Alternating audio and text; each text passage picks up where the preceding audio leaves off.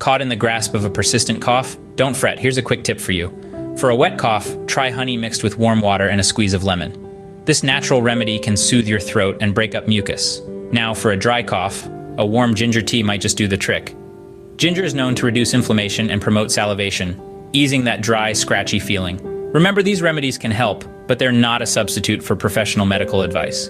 If your cough persists, always consult a healthcare professional. Stay healthy and keep those throats clear. Tune in next time for more quick health tips.